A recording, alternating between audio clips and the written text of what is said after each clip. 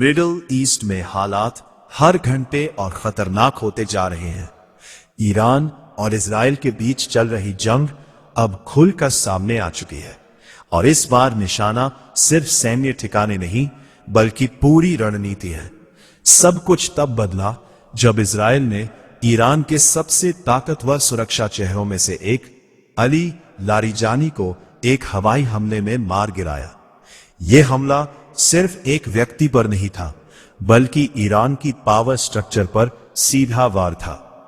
जैसे ही यह खबर सामने आई, ईरान में गुस्से की आग भड़क उठी। ईरानी सेना प्रमुख आमिर हातामी ने खुली चेतावनी दी, इस हत्या का जवाब ऐसा होगा जिसे दुनिया याद रखेगी। और फिर वही हुआ जिसकी आशंका थी।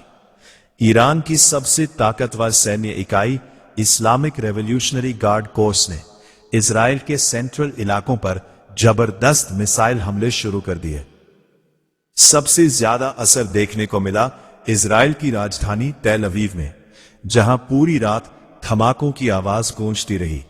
Cluster bomb, multi warhead missile और लगातार ड्रोन अटैक तेल अवीव जैसे हाईटेक शहर को भी दहला दिया। रिपोर्ट्स के मुताबिक ईरान ने अपनी सबसे खतरनाक मिसाइलों में से एक खुर्रम शहर का इस्तेमाल किया, जिसमें एक साथ कई वॉरहेड्स गिराने की क्षमता है। हमले इतने तेज और लगातार थे कि रेलवे स्टेशन से लेकर एयरपोर्ट तक हर जगह अलर्ट जारी करना पड़ा। इन हमलों में जान माल का नुकसान भी हुआ है और इजराइल में दहशत का माहौल बन गया है। लेकिन इस कहानी का सबसे भावुक पहलू भी सामने आया है। बताया जा रहा है कि अली लारिजानी उस वक्त मारे गए जब वे अपनी बेटी से मिलने गए थे। इस हमले में उनके बेटे, उनके करीबी सहयोगी और कई सुरक्षाकर्मी भी मारे गए। ईरान ने उन्हें शहीद बताते हुए कहा है कि उन्होंने अपनी जिंदगी इस्लामी गणराज्य की सेवा में समर्पित कर दी। ईरान के राष्ट्रपति ने भी उन्हें एक दूरदर्शी और मजबूत नेता बताया। लेकिन अब सवाल यह है, क्या यह सिर्फ बदले की शुरुआत है? विशेषज्ञों का मानना है कि लारिजानी की मौत ने ईरान को भावनात्मक और रणनीतिक दोनों स्तर पर झकझोर दिया है और यही वजह है कि ईरान अब पीछे हटने के मूड में नहीं है।